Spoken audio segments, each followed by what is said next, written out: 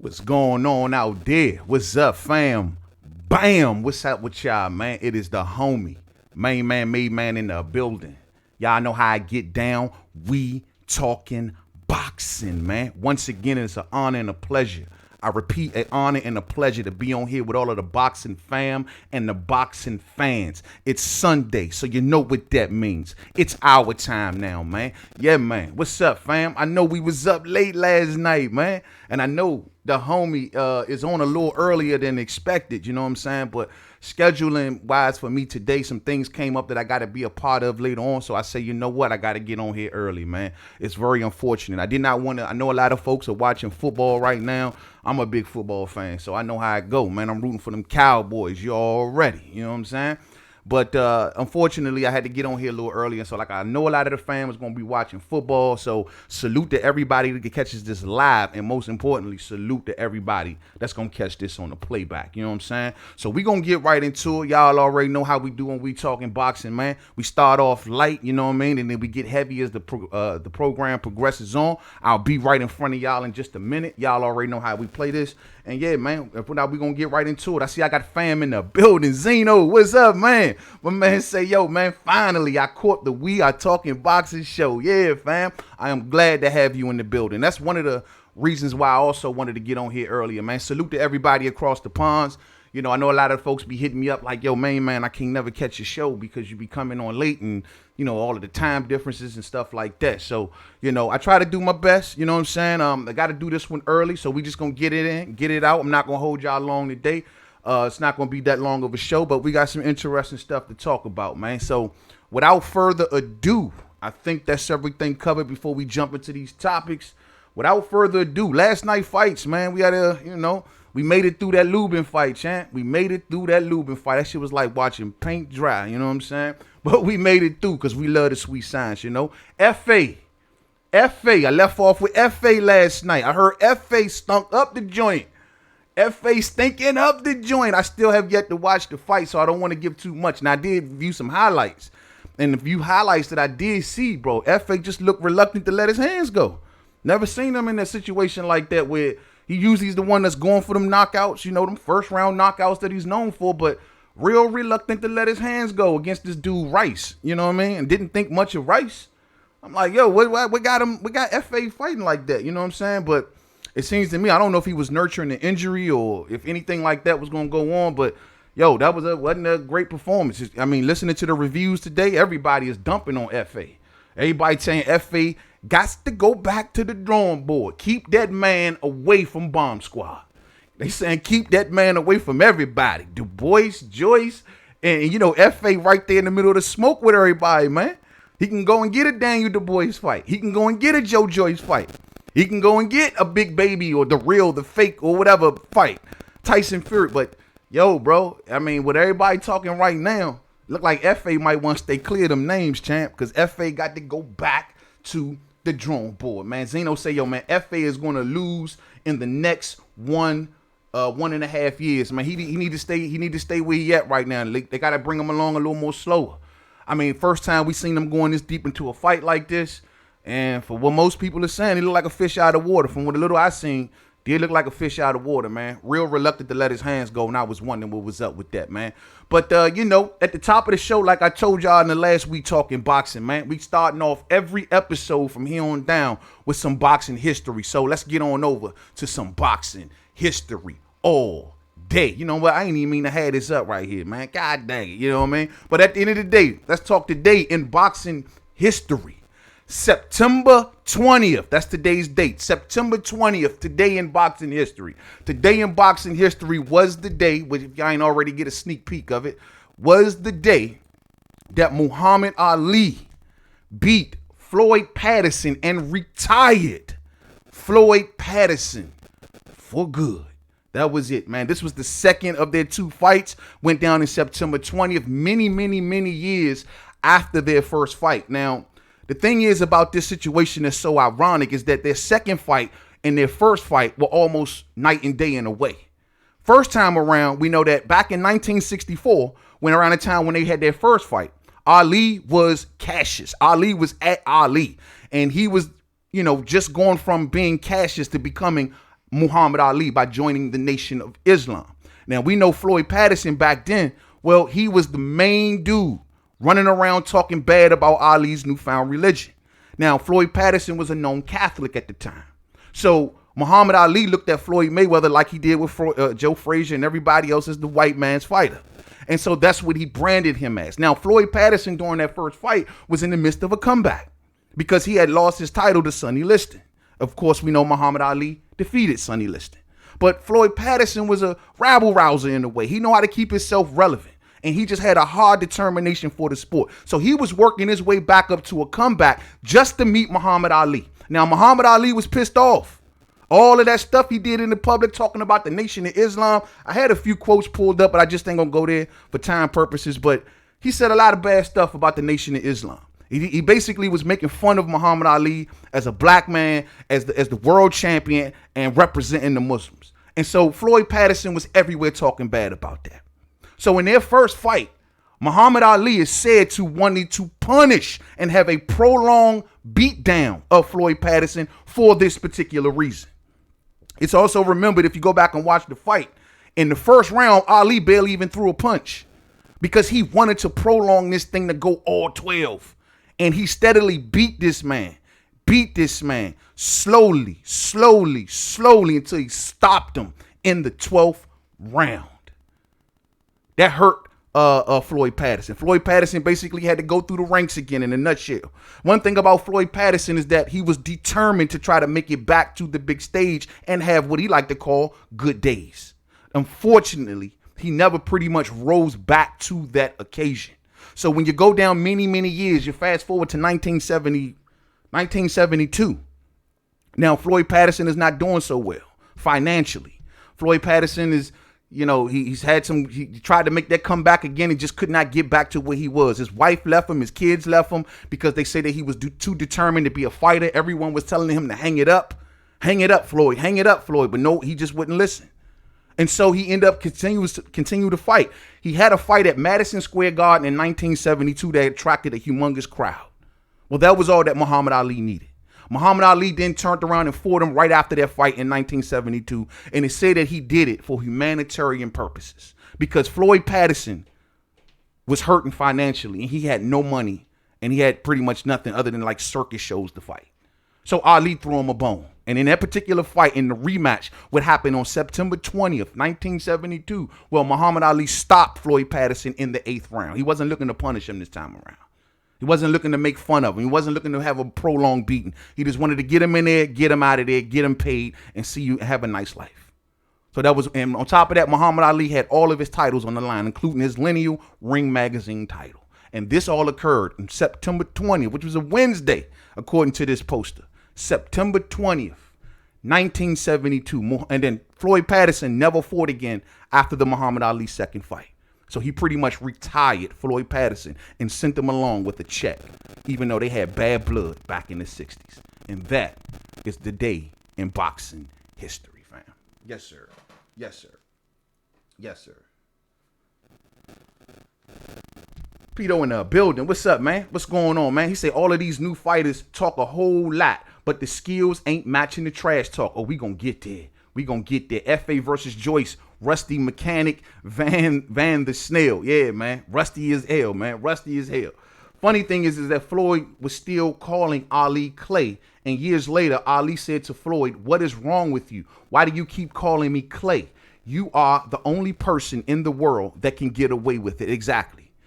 And it shows a lot of heart and it also shows the signs of the time, because when they originally fought in the 60s with the civil rights struggle and everything playing out the way it was, racial relations was highly, volatile during that time. So for Ali's mindset to change from what it was in the 60s to say, yo, man, why are you doing this? And I want to give you a prolonged beating, to advance almost a decade later to the 70s. And his whole mindset had changed. And it's like, yo, bro, I want to see you do okay.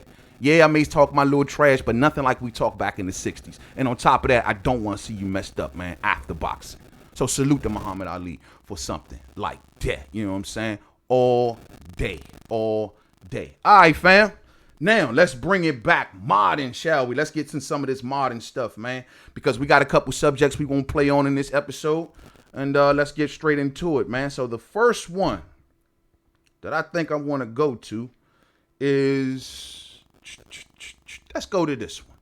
Teofimo Lopez, fam. Teofimo Lopez. Now, Teofimo Lopez is dropping, I guess it's not so much a bombshell because we know how ESPN do. We know how y'all get down when it comes down to Vasyl Lomachenko. He is the golden child of ESPN, if you will. They go above and beyond to promote Lomachenko. I don't know how well it's translating into the ticket buying avenue, but they go above and beyond. They've put up graphics of showing Lomachenko as the #1 pound-for-pound fighter. They've took the loss off of Vasyl Lomachenko's record in some graphics on ESPN. They all do this to make Loma look great. They want everyone to forget about Orlando Salido. Yeah, and we're going to talk more about that later. But here's the deal.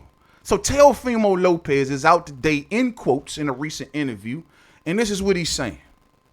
We're going to talk about the offer when it comes to Vasyl Lomachenko. Now, the word on the curb was Vasyl Lomachenko gave up $800,000 out of his purse to make this happen. And it put Vasyl Lomachenko in a beautiful light. It was Vasyl Lomachenko that did what he had to do to make this fight happen, fam. Oh, if it wasn't for Vasyl Lomachenko, where would we be? Oh, if it wasn't for Vasyl Lomachenko, this fight wouldn't have happened. We wouldn't have got undisputed. All praises to the great Vasyl Lomachenko. Now, Teofimo is saying, hold on, wait a minute. That was BS. Lomachenko ain't give me nothing out of his purse. That was all hype and promotion. The same way that they hyped and promoted that I declined to fight with Vasyl Lomachenko. No, I declined the offer. There's a difference. I still want the fight, but give me a better offer. It's different than saying I don't want to fight at all. That's what a lot of people ran with. And it did make Teo look bad. But Teo is saying that behind the scenes, it was already done. And that story was put out there to make Vasyl Lomachenko look good. According to Teofimo Lopez, and I quote, "No, I declined the offer that they came and did with me. The same way that they promoted with Vasyl Lomachenko and the 800,000.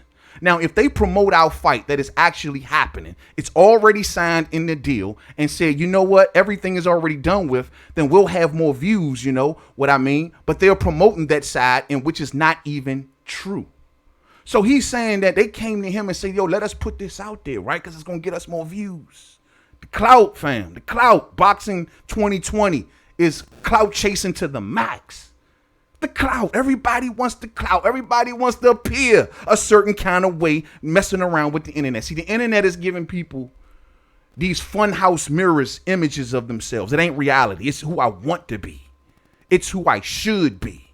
It's who I want the people to perceive me to be. And so at the behest of Teofimo Lopez, how y'all like that word too? Behest. God damn. At the behest of Teofimo Lopez, he's telling them, yo, it was at my expense that they promoting this dude on. You know what I'm saying? Let's go to the next quote from Teofimo Lopez. Teofimo Lopez says, and I quote, look at this. I still didn't get my fair share, but it's either have everyone say that I ducked and dodged a fighter. Well, that's not true. That's not who I am. Take the fight and you know it is what it is. I've been screwed over before and that is fine with me. So he's saying that he basically felt like he's being screwed in this deal. You know, so if Lomachenko didn't give out 800,000 out of his purse like what was said, is he saying that Lomachenko gave up nothing out of his purse? And they were going to give him the 3 point whatever million that they were going to give him, or the 2.8 or whatever it was that they were going to give him, which was much more than they were offering Teofimo. And that's why he's saying that, yo, man, I'm getting screwed here. Because I do recall reading articles that it said that the network, ESPN, stepped up and say, yo, here go the rest of your money to make this thing happen. But they try to frame it like it was Lomachenko, that somebody rubbed on a genie bottle and out comes the smoke and out pops Vasyl Lomachenko. They were making it like it was Lomachenko that made this happen. So that's Teo telling you, man. But that goes to show you. And this is why I always wonder about Terence Crawford. It's like ESPN and Top Rank, man. They go Far above and beyond to promote Lomachenko. They give you fake stories, as you can see what Teofimo is telling you. They're giving you fake graphics, fake rankings, fake whatever's, taking away losses, the whole nine. Why is there such a great concerted effort to promote Vasyl Lomachenko, but throw Bud whatever that's left? Tyson Fury sucks up the whole budget. Tyson Fury sucks up the whole entire budget over there at ESPN. Can't find no money, but Tyson Fury can find $30 million. Right? But when it comes to Bud, it's we don't got nothing. We can't invest in Bud. We can't send him across the street. We can't do anything. Bud has never been promoted in the proper light. But when it comes to Vasyl Lomachenko, the man can turn water into wine. He can turn WBC belts into franchise belts. He can be a champion in another weight class and fight for vacant titles when that was totally against the rules. It is the great Vasyl Lomachenko is what they call him. Let's keep it pushing.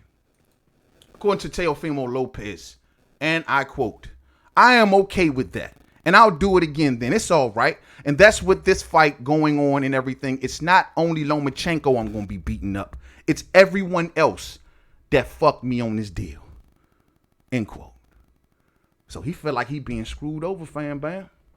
I guess this is the biggest paycheck of his career. And it is during pandemic time, so we understand why the pay cut has occurred. But I'm just saying how this story just kind of like transformed into a great thing for Vasyl Lomachenko. Like we just got finished talking about with Muhammad Ali, right? We just got finished talking about how Muhammad Ali fought Floyd Patterson that second time for humanitarian purposes, right? Well documented.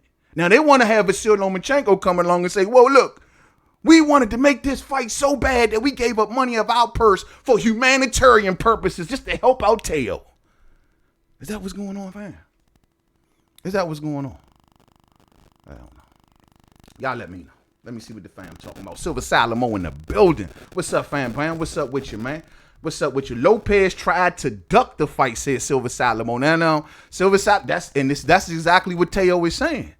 He is telling y'all that that's just crap that they put out there. I never declined the fight. That's according to Teofimo Lopez. He's saying, I never declined this fight. I declined the offer. Now, do y'all think that Teo playing with words here? You know what I'm saying? He says, I didn't decline the fight. I declined the offer. But they promoted it as if I declined the fight and he gave me more money out of his purse. That was the story to get more views. You know, everyone wants views. We're in a click society now. So everyone wants the views. You know what I'm saying? Everyone wants the views. I got Big Dose in the building. What's up, fam? What's up with you, man? Early Sunday, man. Early Sunday. Just getting it in, man. You know what I'm saying? Salute to you, fam. Salute to Lawrence Williams in the building. Lawrence, I took in your recap this morning, man. Great breakdown of the fights yesterday. Everybody with the hear the sound of my voice, check out the homie Lawrence Williams, man. He breaks it down. You hear me? So, yeah, man. So, I'm really happy about this, man. Really happy about this, man. That he exposing this, you know what I'm saying? Muhammad told us this. Teofimo was right. I'm in holding back until he got an improved offer. Arum is known for lowballing cats. I hope Teofimo stops Loma and have Al Heyman buy out his contract. That'd be great. That'd be great, especially after he wins the belt. You know what I'm saying? I mean, Teofimo got to feel some kind of, maybe this is why he's always, because he don't never really have a lot of great things to say about Lomachenko. In a lot of cases with us boxing fans, we always be sitting back like, yo, man, why he hating or why this or why that? There'd be a lot of deals that go on behind the scenes that we don't know about. There's a lot of small print in these contracts that we don't know about. And some of these terms may seem a little, if it was you, you'll be sitting back like, for real? There's a lot of things these dudes can't talk about. A lot of NDAs that float around. You know what I'm saying? So this is the reason why you may see him pissed off at Loma. Like he told you, I respect and everything he's done, but at the end of the day, he just don't like Loma. And he want to replace Loma. He's telling Bob, I'm your top seller. I'm the top draw. Like Floyd told Oscar De La Hoya, I'm the top draw. And that's what Teo was telling Bob. Sorry about that, fam. I got to put this phone on airplane mode because I get static in my mic a lot, man. But that's pretty much what Teofimo Lopez is telling him. I'm the top draw, and I'm coming for that spot, and I'm going to take it. Now, I'm going to tell y'all straight like this. I still favor Vasyl Lomachenko in this fight. 55-45. I think the experience and the footwork of Vasyl Lomachenko is going to be a problem for Teo. Teo, to me, seems like a guy who, I don't know how strong his mental is yet. After hearing him say against that Nakatani dude, well, I don't want to face tall fighters. That lets me know there may be a mental barrier there. Why are you sitting there telling yourself that you cannot beat taller fighters or you're going to struggle with taller fighters? How would you do when Vasyl Lomachenko continuously moves, scoots outside of your punches? Are you going to get frustrated then? I just wonder. Yeah, you're a big puncher. We've seen a lot of big punches. But are you going to be hitting Loma or are you going to be hitting the air? That is the question. That is the question. So we'll see. So that's what Teofimo Lopez is telling everybody, man. Lomachenko out here, man. They out here. ESPN is out here hyping this man, promoting this man with a bunch of BS. You know what I'm saying? He never gave me nothing. He didn't give me no $800,000 out of his purse. That was some crap that ESPN and Top Rank came up with to promote Vasyl Lomachenko and put him in the Ali Humanitarian Act light. You dig? So it is what it is with that, man. It is what it is, man. Yo, Harold Trim says, yo, man, if they Top Rank is lowballing Lopez, then they will lowball Lil Devin. Yeah, well, I don't know, Top Rank? I don't know, man. I mean, Top Rank will lowball everybody, not named Tyson Fury. You know what I'm saying? They will lowball everybody, not named Tyson Fury. You know, one thing I'm telling people that even in the Bud situation, one point that I will agree with the Bud detractors is, yo, they should have got back with a counter. When Keith Thurman came out with the $10 million price myself out, I want more than my net worth offer. Yeah, they should have came back and offered something.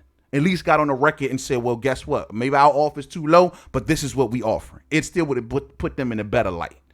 And, you know, Bob got to lose that cheap shit, man. He got to lose that cheap shit. For real, man. Let's move on to the next subject, man. All right, this one right here. Let's talk about young Devin. Speaking of Lil Devin, let's talk about Lil Devin real quick, man. Lil Devin, it's been talked about by the people of Youriokis Gamboa's people, has pretty much put this out there in quotes. The manager of Youriokis Gamboa, Yuri is very excited about this fight now that he is healthy. Oh, I'm sorry. Let me get to this one first. Let's do this one first.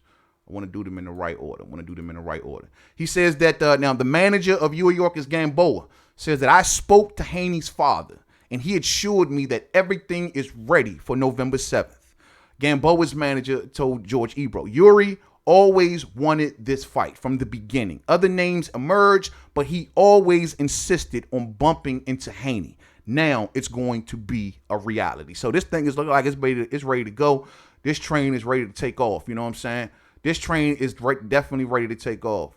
He says that Yuri is very excited about this fight now that he is healthy and rejuvenated. He's totally recovered. Everyone will be able to see Gamboa in great physical and mental condition. It's amazing how Gamboa's name arouses interest every time it's mentioned, end quote. So here we are. This pretty much look like this is where this train is headed. Like I've been telling people from day one, nothing has ever changed in this situation. I don't know when this quote was officially actually given. Like, you know how these articles do. They sit on these quotes for days, and they could have said this 2 weeks ago. I don't know. You know what I'm saying? But for us to know that this is already ready, set, ready to go. I mean, this is one of the main reasons why I firmly believe that the Gary Russell Jr. stuff was just clout. It was just a bunch of clout chasing for their upcoming fights. This was already done. Now, people say, well, man, they never sent Gamboa the contract. So what are you talking about? They were holding on to the contract. Let me explain something to y'all. That's a normal practice in boxing. You better listen to what Kenny Porter told y'all. Kenny Porter will tell you in a heartbeat, some days we don't sign the contract to the day of the fight. So when people tell me that, yo, the contract has not been sent, so that's letting you know that they really want it, blah, blah, bro, that's normal practice. That is normal practice in boxing. These fighters will tell you, we don't sign contracts till right before we about to walk in the ring in some instances, because they want to push that thing up to the line to make sure that you ain't shifting, to make sure that you ain't changing or want to add anything new. So they push that signing closest to the fight as they possibly can. I'm sure the term sheets and everything like that is all said and done. But they push the contracts being signed so close to the fight is a very, very natural thing in the sport of boxing. So this let me know that this was always ready to go. Gamboa is 100% healthy, rejuvenated. The man's manager said that we've been talking to Bill. It's all done. So what the hell is going on today? I don't know. This was always done. There was nobody coming off of this card, that November 7th card. It was never going to happen. You know what I mean? So the way I look at it like this, a fight between Devin Haney and Youriokis Gamboa, how does this play out? Well, this should be a decent fight. Now, most of us is expecting Devin Haney to go in there. Youriokis Gamboa being 37 years of age. Youriokis Gamboa being smaller, shorter. You know what I'm saying? Not nearly enough length. Devin Haney has the advantage pretty much in every department when it comes to youth, when it comes to speed, when it comes to, I don't know about the power. I got my feelings are reserved on Devin Haney's power right now. But when it comes to youth, when it comes to speed, when it comes to hunger, you dig? When Devin Haney is the taller, bigger, longer fighter, it all favors Devin Haney. The question is he just going to get over that hump, which most of us is expecting? I mean, Tank beat this guy. You know what I'm saying? Yeah, he only had 1 foot. Yeah, he only had 1 leg. Yeah, it took Tank 12 rounds. But clearly Tank was not the Tank that we know because he was struggling to make weight in that fight. Now, Devin Haney is not going to be like Tank. He's not going to be crunching down or killing himself. I mean, from what I see of the kid, the one thing I give him, he stays in shape between fights. He doesn't seem like he blows way up in weight and stuff like that. So he'll be ready to go. It ain't going to be a weight thing with Devin Haney. I think Devin Haney is going to go in there. I don't know how healthy this Gamboa's Achilles is, but I think Devin Haney goes in there and gives him a boxing lesson. And it's nothing saying bad about Youriokis Gamboa. He just, I mean, most people would say he just passed it. And take in mind, this is only Youriokis Gamboa's second fight. Second fight up here at this class and how long? He went up in weight. He went down in weight. He went back up in weight. So at this point in Youriokis Gamboa's career, I mean, does he got a shot? Of course he got a shot. But I favor Devin Haney about 70-30 in this fight. And I think Devin Haney is going to put him on the end of a jab, keep moving, and Youriokis Gamboa is going to have problems just getting close to young Devin. That's how I think he delivers this fight down the stretch. Now, the question is, what happens afterwards? If Gary Russell Jr. does go to Javier Fortuna, then them two will meet. And maybe everything that, like I told y'all before, everything that we've been talking about is just promo for that fight. Now, I can believe that. I could definitely believe that. I can definitely believe that. But as far as this, I think this is a done deal. It was never in danger of being off.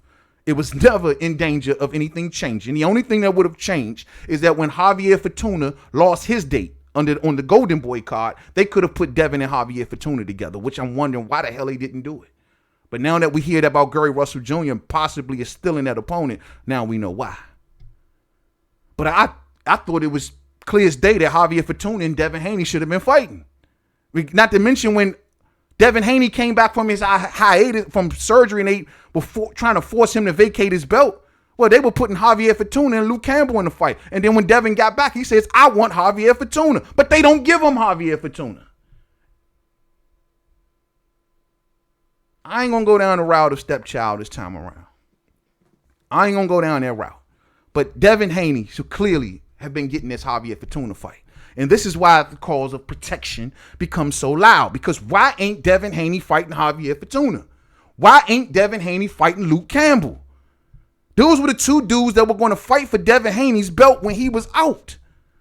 But he comes back to Youriokis Gamboa. Tank's leftovers. Matchroom, stop playing with that kid, man. Stop playing with that kid, yo. Y'all holding him back on purpose. Y'all know exactly what y'all doing. Stop playing with this kid, bro. But let him get his checks and get low. If I do got any advice for Devin Haney, whatever fights you got left over there, man, do your bidding and get low. You know what I mean? Get low. Salute to him and Bill for working out a promoter's agreement with them. But at the end of the day, they treating you like a stepchild, bro. They treating you like a stepchild. They know what they're doing over there. They're not trying to make you this big star because they don't know if you're theirs. So y'all don't like to talk facts.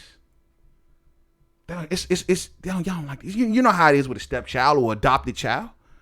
You know what I mean? Oh, we're not going to give them the best of everything because we don't know when that person leaving. They're not technically ours. He doesn't belong to me. He only halfway belongs to me. So I'm going to give you halfway fights. There's no reason why he shouldn't afford Javier Fortuna.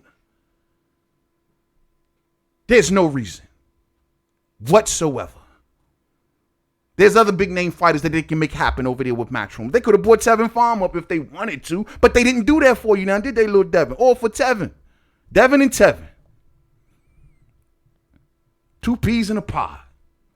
Both used as bait and not getting the full services of DAZN and Matchroom. That's what's going on.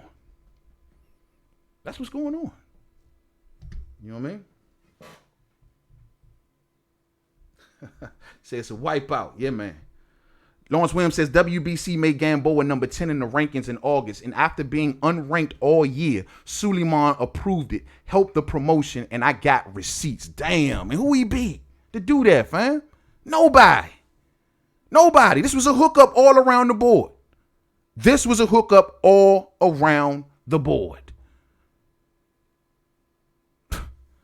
This is messed up, champ. This is messed up. But there's definitely a protection plan going on. I've been calling it a protection plan for Devin Haney, but there's something fishy over there on that side when it comes to this kid. I've been ragging on him a lot because of the Gary Russell Jr. situation, but I've always said, and I've stood here and said it many, many days, that something ain't right when it comes to the Devin Haney situation across the street.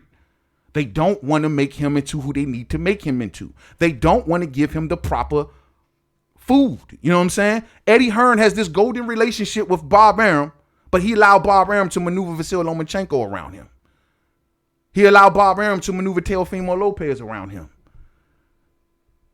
All of this stepchild shit. You see, let me tell y'all something like this. This is the same type of way that Eddie Hearn did with Amir Khan. You hear Amir Khan today, he's getting WBC presidential duties in the Middle East now. But that's the same thing. Amir Khan was not all the way Eddie Hearn's. So Amir Khan was able to go over there and to dictate what he wanted to Eddie. I'm not fighting this guy, but I'll fight that guy. I'm not fighting Kell Brook, but I'll do this, I'll do that. And Eddie only had but so much control. And Eddie never gave Khan nothing. Oh, I take that back. Khan went and got the Crawford fight, like he's doing with Kell Brook. But he couldn't put him in the Kell Brook fight. You see how they go? The big fight, the fight that everybody wants to see Khan in, was Kell Brook, but Eddie couldn't make it happen because Khan wasn't his. Look how Eddie treat fighters that are not all the way his. And you'll see that Devin Haney is fitting that mold. It's unfortunate. It's very unfortunate. It's very unfortunate. But like I said, the kid only should have only a couple more fights. I'm expecting for him to cruise through Youriokis Gamboa. If it comes back down to a Gary Russell Jr. situation again, if Gary gets through Javier Fortuna and he becomes the WBC Mando, we're still going to be at the same situation, fam.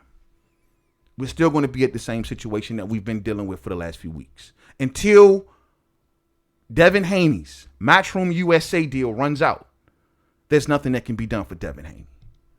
And that's just the fact. Unless they work out some side thing where, you know what, we'll give them this one time to go. Hopefully PBC can work that out. I don't know how that's going to work out. They may have to give some promissory stuff. I will have to say, well, if you let this happen, then in the future, I'll make sure that XYZ happens. It will have to be some tit for tat, something like that. But as long as Devin is locked down under Matchroom USA, who's exclusively required to fight on DAZN, then a rematch can't happen with Gary Russell on his terms, which means that maybe the fight doesn't happen because we'll be back at the same place. That's what's holding up everything. Y'all can break it down on many ways as you want. You can say it was this person, that person is this. It's one piece of paper that's stopping all of this. Man, that's the facts. But I wish nothing but the best for Devin Haney, and I hope he goes forward. Get rid of Youriokis Gamboa. You got a lot of pub these last few weeks. Make the best out of it. You know what I'm saying? Make the best out of it. Bill's still flying around on this magic carpet through all of the channels, so make the best out of the pub and go through, make a statement and stop this dude. Stop him. Don't play with your food, man. Don't go in there joking. Stop this dude. Stop him and send a statement around the entire 35 and 140-pound division. That's what Lil Devin needs to do. So we'll see. Keep your eyes on the prize. You know what I'm saying? I'm going to go to the comment section and then we'll push it on. Chopstick says, in my opinion, Haney has more power than Tank. I disagree there. Mainly because Haney boxes on his toes and he's always on the outside. I mean, Tank is always that guy looking to come forward, and he's looking to fight and get that power right from his legs. He's looking to go downstairs. He's looking to break you down. He's looking to be more relentless than Haney. I got to go with Tank, bro. Hey, man, I told y'all last night, man, I was just watching the Tank, and for those who haven't seen it, it's on YouTube, man. YouTube Tank versus Erickson Lubin. Javante Tank Davis versus Erickson Lubin. Check out young 14-year-old Tank giving Erickson Lubin the bee's knees. You know what I'm saying? He beat Erickson Lubin back in the amateurs, bro. Hey, I was watching that fight like I ain't never, like what? I mean, it was something to see Lil Tank go, bro. Like, Lil Tank as a young boy, now I see what everybody's seeing him. And I never really watched a lot of Tank's amateur fights, but Shawty was relentless, man. Lil Tank was the smallest dude in the ring and just going straight at everybody, you know? Going all the fights now I've seen him do, he was always the smallest dude in probably the whole building. Walking straight up in that joint, going right in the guts. I was like, oh, I see why everybody fell in love with Lil Tank as a youngster, man. He was relentless as a kid, man. He beat down Youriokis and Lubin, man. That was a good fight to watch. So if y'all missed that, man, go YouTube that. It's all around. It's on YouTube right now, man. You know what I mean? I got Dundada in the building. What's up, fam? What's up with you, man? Salute. You know what I'm saying? Silver Salamo says, if Haney stops Gamboa earlier than Tank, that is a statement all day. Because Tank had a bit of a difficult time with Gamboa, proving he's still decent even though he's damaged goods. The thing with Tank was, I can't say that he struggled with Gamboa on a skill level. He struggled with Gamboa because of his weight and discipline issues. You know what I'm saying? Which you can factor all of that in as well. You know what I mean? But from a skill level, I thought that Tank had the superior skill set. And if Tank would have been Tank, he would have been much better off. But given he was crunching in that weight, you know, undisciplined, first fight at 135 pounds and you still miss weight, given the fact that he was crunching that weight the way I think that played out in the fight the way it did. Tank was winded by like the 5th round, bro. He had to take rounds off. He had to keep his hands. He had to stop letting his hands go. And that stamina, man, that came back to bite him. But on the skill level, if he would have been more in better fighting condition, I think he would have cruised through Gamboa. You know what I mean? It's, you know, and that's why I say Devin is not going to have that issue. I'm expecting for Devin to maybe even give Gamboa a worse beating than Tank. You know what I'm saying? Maybe. Took Tank 12 rounds, and a lot of people was like, bro, what's the deal? It's just that Tank took a lot of time off in that fight. Orlando Finney, my brother, is in the building. What's up, homie? What's going on, man? What's good, man? And my fellow boxing enthusiasts all day. That's fam right there, y'all. That's fam. Zeno say, yo, man, these rankings are ridiculous. In the future, when Devin is retired and we rank his career, we have to rank Gamboa as a top 10 rated opponent. Oh, man. Yeah, nah, that's sad because that's what it say on paper. That's sad. That's what it say. When you try to debate people 5 years from now, that's sad because that's exactly what it's going to say on paper. Damn. That's them WBC rankings for you. Look at last night. The WBC so confused that here we are with Youriokis and Lubin about to have to fight Jamel Charlo maybe again, and maybe we may be in a situation where King Tug would have to refight Gary Russell Jr. all over again. You dig? This is almost worse than Showtime Sean Porter losing the belt, beating Sebastian Formella, and now he's becoming the mandatory again, bro. Like, WBC is all over the map. You know what I mean? All over the map. They just doing whatever to the highest bidder. Y'all already know what this is, man. Y'all know what that WBC convention. I'm going to the next WBC convention. Screw that. I need to holler at Mauricio, man, see what I can get done, man. You know what I'm saying? I got some homies with some deep pockets, man. Maybe we need to go pay Mauricio a visit and see if we can get some boxers ranked. I mean, I'm telling y'all real spill. Hey, all my hustlers out there, all of my channels out there, if y'all got a boxer that y'all pushing, all y'all got to do is get a bag and go holler at Mauricio. That's it. That's all you really got to do. It's not really that complicated. Go get a bag and go talk to Mauricio at the WBC convention. Sean did it. That's why he's number one. That's why he's avoiding Bud. But we're going to get there. We're going to get there. Sean did it. You know what I'm saying? Yeah, man. Sanctioning body rankings don't matter. Gamboa ain't no top 10. Gamboa ain't no top 10. Especially coming off a loss, bro. Come on, man. Coming off a loss against somebody that at their first fight at the weight class. Tank ain't been at that weight. That was his first fight at 135, and you lost. So, nah, bro. How the hell you in the top 10 of anything? Not to mention, before that, you was, like, inactive, and you wasn't even at 35. You know what I mean? So, now all of a sudden, he in the top 10. Ain't had a belt. Nothing. You know what I'm saying? Nothing. I think King Tug will face Jesse Magdaleno for the vacant WBC belt after Gary moves up. I see that. I can definitely see that. You know what I'm saying? I hope Gary moves up, though, man. I mean, we still waiting on that announcement. You know, for this fight to said to have been in December or whatever like that. Y'all got to forgive me. I'm having some mic issues. For that fight to have been able to be happening in December, you know what I'm saying? Yo, when we going to get an announcement? You know what I mean? There's starting to be some rumblings out here that it might not be Javier Fortuna. But I'm going to leave that alone right now. I'm not going to go there. So I'm going to leave this alone, man. Lord Devin, I'm expecting for you to go ahead and do the damn thing over Gamboa, man. Get that W, man. Do what you got to do. You know what I'm saying? Do what you got to do because we all keeping our third eye on Lil Devin. But they say this was already done. So whatever we doing right now is all promotion. You know what I'm saying? Real spill. And I'm going to leave on the last subject of the day.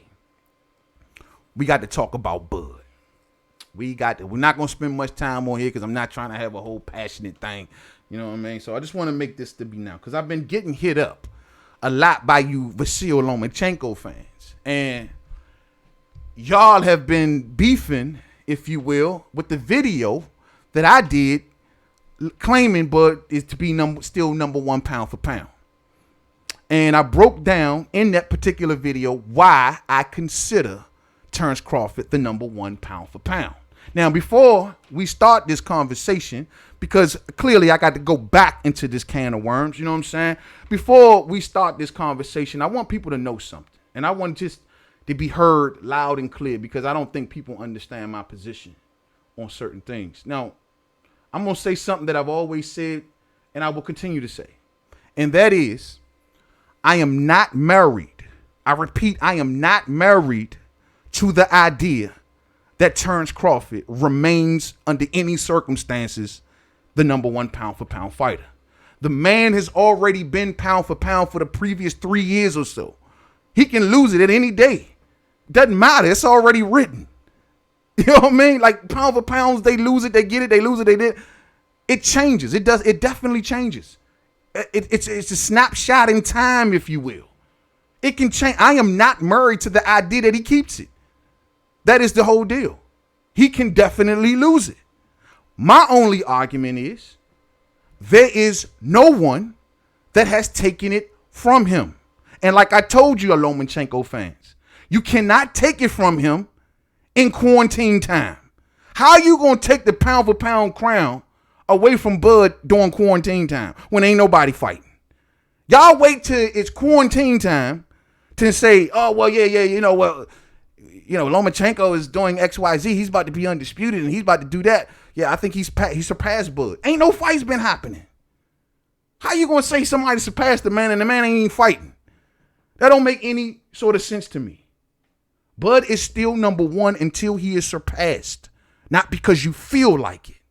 Not because you feel like it. Someone has to outdo him. And the only person that's close enough to him to outdo him and surpass him is Vasyl Lomachenko. The rest, hell nah. The rest, Bud is leading by a mile. You know what I mean? When it comes to Canelo, when it comes to the Monster, when it comes to Usyk, other guys that can be labeled as pound for pound fighters, well, Bud to me leads all of them by miles. And they still got more work to do to get like Bud. You dig? There isn't a welterweight over at PBC that has any sort of claim to it whatsoever. That's not a welterweight on PBC that has a claim to the top 5, better yet, number 1. So there's no one on, someone has to surpass him for me to sit back and say, yo, he's not the number one pound for pound fighter. But I will be more than happy to say it once someone do it. Now, my thing is with Vasyl Lomachenko, like I told y'all, when you compare everything that they've done in the domination department, Bud leads in domination, especially against other champions. You dig? Bud has never been hooked up with a franchise belt to make undisputed. That hurts his chances. Bud has never been champion in a sanctioning body and had the opportunity to fight for a vacant belt. That just didn't happen to him. You know what I'm saying? On top of that, Vasyl Lomachenko is trying to do what this man has already been done on his second class, but it took him 3. We can keep doing this for days. But the domination, the skill sets and everything, he's seen every skill set that you can put in front of him, from brawlers to boxers and he's dominated these dudes. Same with Vasyl Lomachenko for the most part, except when you count that knockdown by Jorge Linares. And he didn't dominate him as much. Except when you count the fact that he didn't stop Luke Campbell. These are the type of things that you look at and say, is he outdoing Terence Crawford, who's on a 7-fight knockout streak at a higher weight class? Now, people may say, well, Mainman, it's the competition level. Okay, cool. Vasyl Lomachenko went up and fought better competition. Fine. if that is the case, well, I would say this, especially with the welterweights, because for all of the dudes like the Porters and the Earls and the Dannies who like to rag on Crawford's level of opposition, this is all I say. If everyone that Crawford fought is weak, they were this, they were that, this is what I ask. Let one of you 147 fighters move up one weight class and fight the weakest champion, and let's see if you win. That's all I ask. If you're saying this is what Bud did from 35 to 40, he moved up and he fought a weak champion, fine, cool. Then you say he moved up from 40 to 47, he fought a weak champion, fine. Let's see them do that once. Let's see Danny Garcia go beat Patrick Teixeira. Let's see Showtime Sean Porter go beat Patrick Teixeira. Let's see any of them beat a Charlo, any of them beat a Rosario. Pick the weakest champion up at 54, and let's see you go up there and get a win. If it's so easy, because it's so easy, man. It's so easy. If these people would have fought who Bud fought, then it was fine. Because Bud was at 35 when he did this. So let's not move welterweights down. Let's move them up like he got moved up. Let's see if it happens that way. I doubt it very, very, very, very, very seriously. My brother Orlando Finney in the super chat. Much love to you, family. Much love. Another great video, bro. Have a blessed day today. Same to you and yours, fam. You have a blessed day, and thank you for all your support, man. You already know I'm in your corner, 150%. Much love to the fam. But that's all I'm telling people. If that's where you want to go with it, if it's a level of competition, let's just see them get like Bud. That's all we ever ask. So to the Vasyl Lomachenko fan, to the nation, your man has to dominate Teofimo Lopez to get like Bud. Because guess what? When Bud did his undisputed fight, he dominated Ndongo. When Bud moved up to welterweight, he dominated Jeff Horn. Let's see you, because you didn't dominate Jorge Linares, and you do got a loss to Orlando Salido, and you have been getting hooked up. So in that case, let's see you dominate Teo to make up for your franchise, to make up for the fact that you got hooked up. Let's see you make up for it and just dominate young Teo. Now, I've told y'all before, and I said it in that video. If Vasyl Lomachenko dominates Teofimo Lopez, then we might need to have a conversation. I told people then that Terence Crawford could have assured his pound-for-pound crown by moving up to beating Patrick Teixeira. But he chose not to do that. And he's choosing to go down the Kell Brook route. So if that's the route you want to go, if Vasyl Lomachenko dominates young Teo, we might got to have a conversation, fam. But now if Bud dominates Kell and Vasyl Lomachenko does not dominate Teofimo Lopez,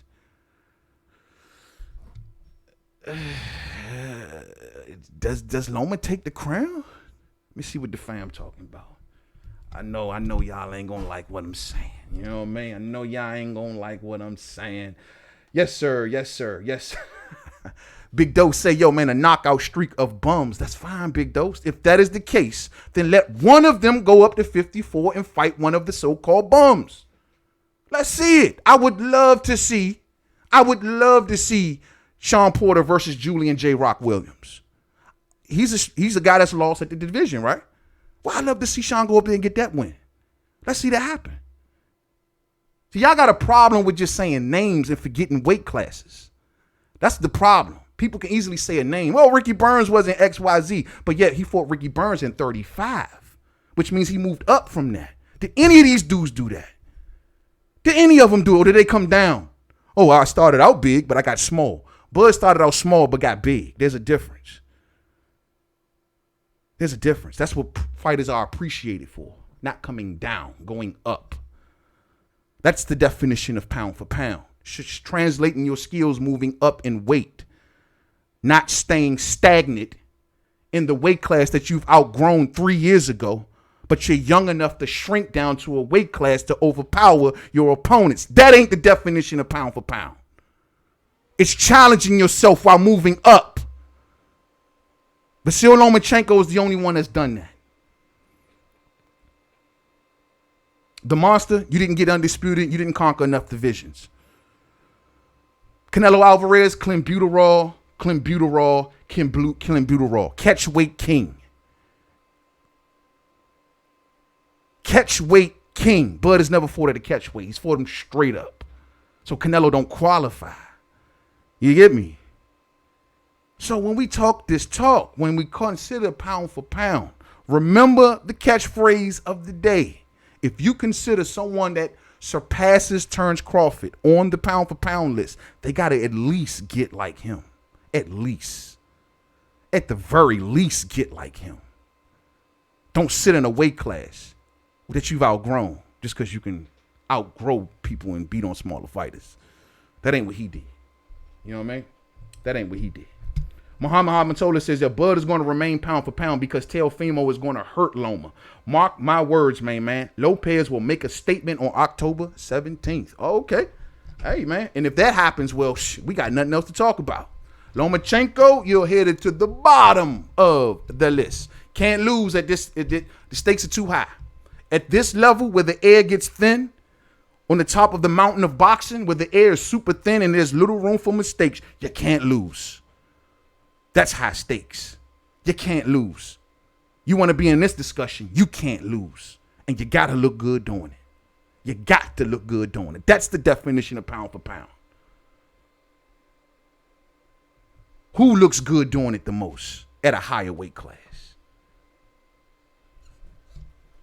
Jeff Boxing says Bud didn't get rocked by Gamboa, didn't get dropped by Mean Machine, didn't get touched up by Jose Benavidez.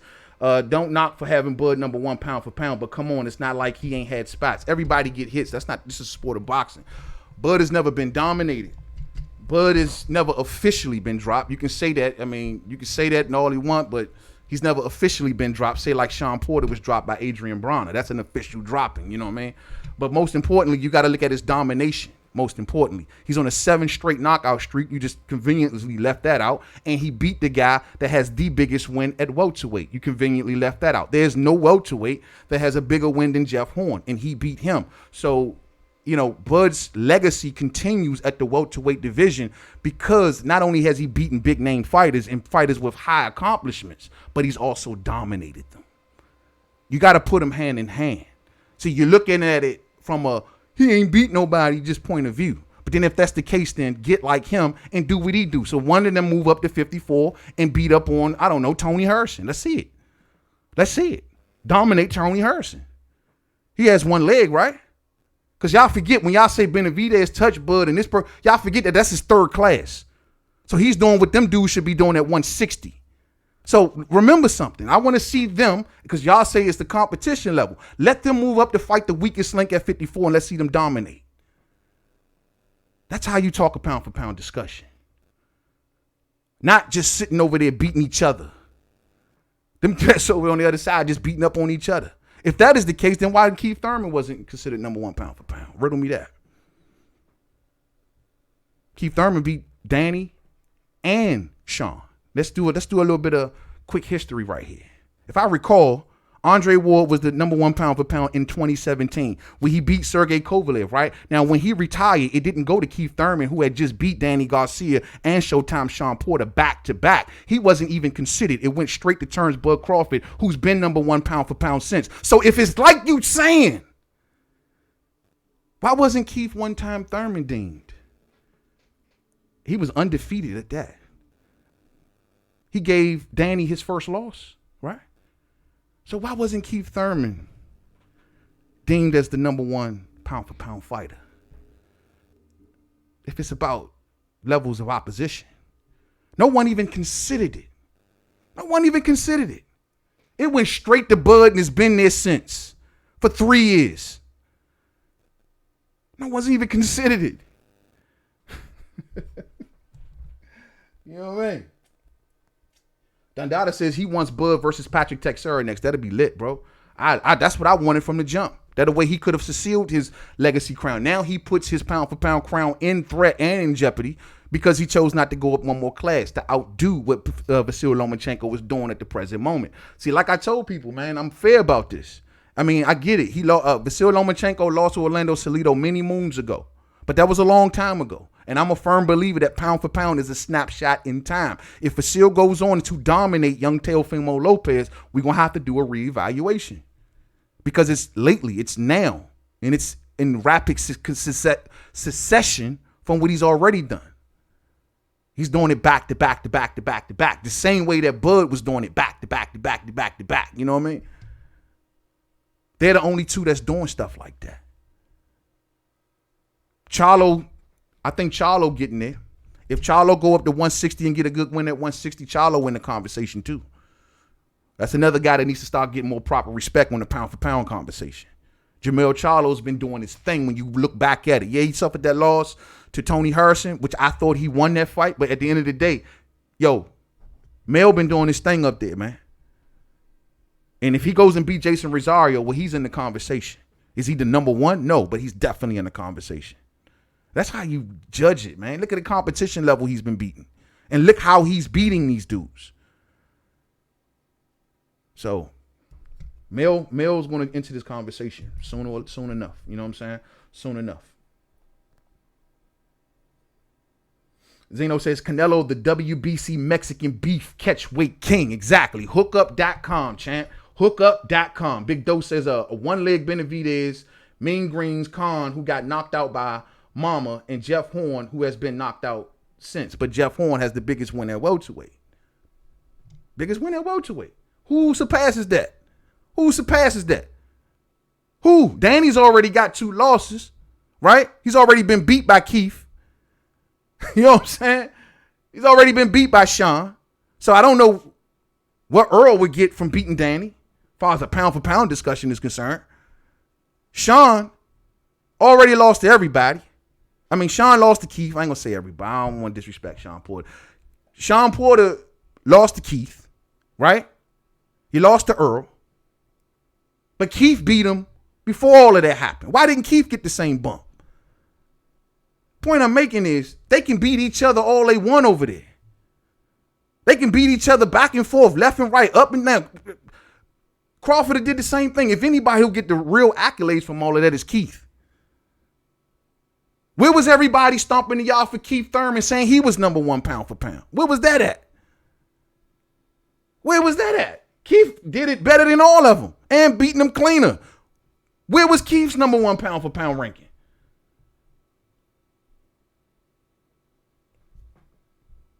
Lomachenko and Bud, the only two, man. Lomachenko and Bud. Lomachenko and Bud. You know what I'm saying? And Loma has been dominated. 135 is Loma's 3rd class. But you're talking about him struggling and figuring out top guys like it's a mark against him. I agree. Bud is in the discussion. But a win over Lopez. I need a dominant win, though. Because he has a loss. And most importantly, he got knocked down against Jorge Linares, fam. I mean, a clean knockdown.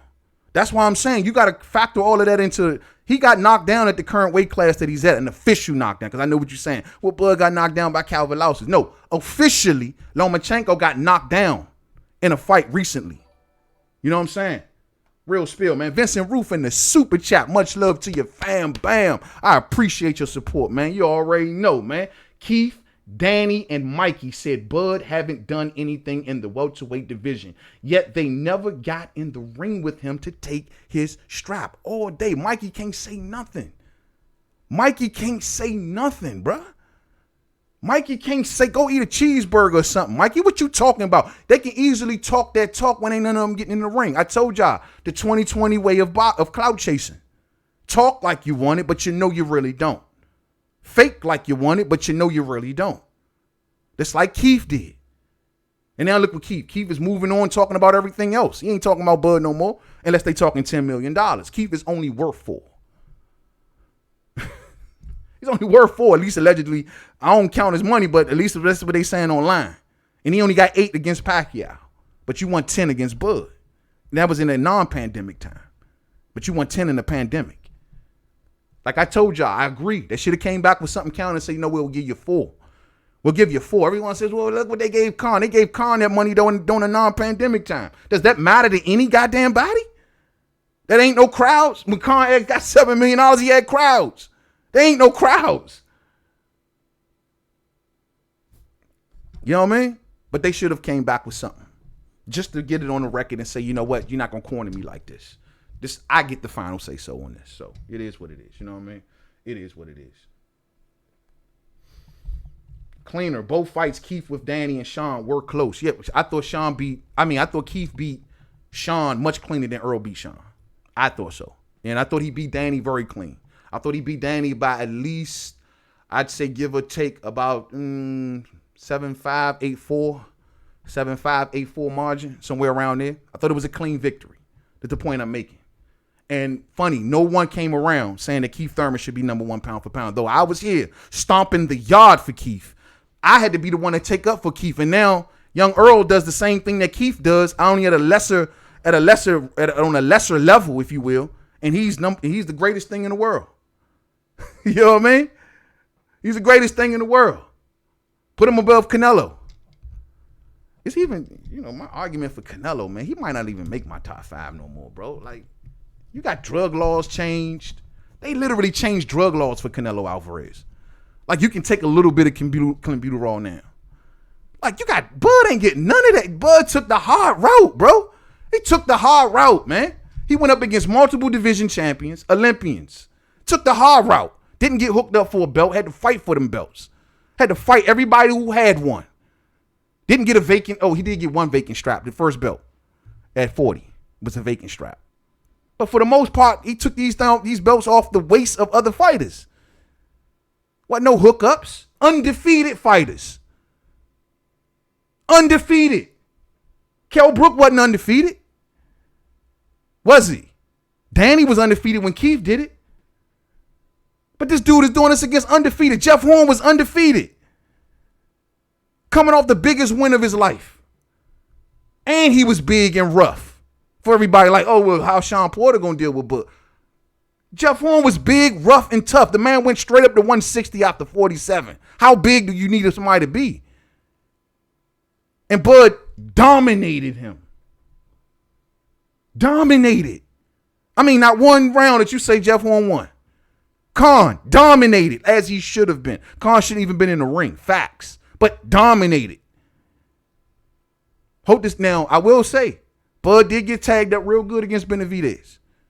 Tagged up real good. But Benavidez is a good fighter. Where we get this notion that Benavidez can't fight? That whole family can fight. Look at his older brother. I fucks with David. Heavy. They can fight. The right hands was landing on Bud. And Bud is showing some little signs of slippage in aging. I will admit that. He 33 years old, 32, 33 years old. What are we expecting? The game plan to age out Terence Crawford is working. So what? It's working. It worked with Manny Pacquiao. It's working. Terence Crawford has been at this weight class for how many years now? It's working. While we still falling for the banana in the tailpipe, arguing amongst each other, this man's steady aging. They know what they doing. They know what they doing. So without a doubt, I have Terence Crawford number 1 pound for pound until he is surpassed. I think the only person that's close enough to him is Vasyl Lomachenko, pending upon the way that Vasyl Lomachenko beats Teofimo Lopez. The conversation needs to be revisited because I will admit, and I've admitted it many a times, Vasyl Lomachenko is dead set on the heels of Terence Crawford and is very, very, very, very, very close with snatching that crown. But into Vasyl Lomachenko's credit, and I've always haven't been the biggest Vasyl Lomachenko, ex Sean. I haven't always been the biggest fan of Vasyl. He took that from me and earned it. He took my respect. He says, man, I don't want your respect. I don't want you saying nothing good about me. You're gonna have to give it to me. I laughed at him, after the Salido fight. And then he turned around and he beat Gary. I still laughed at him. And he turns up and he moves up in weights and he's still winning. He's beating champions. Then he beat Regan Diao, who at the time people considered a pound for pound fighter, might I add. He took my respect then. Then he turned around and he challenged Tank Davis and told Tank, I ain't gonna leave this class until you want to give me that work. What's good? No smoke. Then he goes up to 35 and he wins again. He took my respect. That's how you become a pound for pound champion. You take it. I didn't think he'd get this far. I didn't think he'd do what he's doing. And he's doing it. which means that he's on Bud's heels, and I will admit that. So I'm going to get out of here, fam. Y'all enjoy the rest of the football for the rest of the day, man. I wanted to get a good word in, man. Salute to the fam, man. You know, we can continue this conversation. What I'm going to do is maybe get some of the fam up on the channel. Y'all want to come on, chop up, pull up with the homie. You know what I'm saying? We can definitely do that. Salute to everybody out there, all of the fam with channels, man. Y'all know y'all always more than welcome on the platform with the homie, especially when we do those live discussions, which we will be doing plenty more of. You can best believe, you know what I mean? So I'm going to let y'all go, man. Let y'all go ahead and, you know what I'm saying, we'll go catch some football and stuff like that, man. I got some things I got to get out. That's why I got on here early. So salute to everybody that catches this on the playback, man. I wanted to get the salute to everybody across the water, too, who says they can't never catch this live, man. Much love to each and every one of y'all. Much love to all of the supporters, man. Much love, you know, y'all keep the brother going. You know what I'm saying? Real spill, man. Y'all definitely keep the brother going. And I read y'all comments daily. So anything that y'all leave on any video, just know that Mainman Mademan sees it. You know what I mean? And also, just for the fam purposes, if any of y'all need to reach out to me behind the scenes, you may have an idea for a video or something else that you want to hear me talk about, yo, hit me up on either at the Boxing Forum or at mademan511@gmail.com, mademan511@gmail.com, where I can always be reached. If there's something that you need to be brought to my attention, let me know. If there's anything that, you want me to speak on, y'all just let me know. You know what I'm saying? Much love to the fam. I'm up out of here, man. Y'all stay stressed and sucker free out there. Remember that the devil is everywhere, omnipresent, everywhere at the same time, man. He's coming to ruin your life, your marriage. He want to ruin your career. He's mad at you smiling right now. He mad at you having a good time listening to Mainman Mademan. So you know what he want to do? He want to wipe that smile up off your face. You keep on smiling. And y'all keep on rocking with the homie. Much love to the fam. Thumbs up on the way out if you did not hit it on the way in. And until the next one, peace out.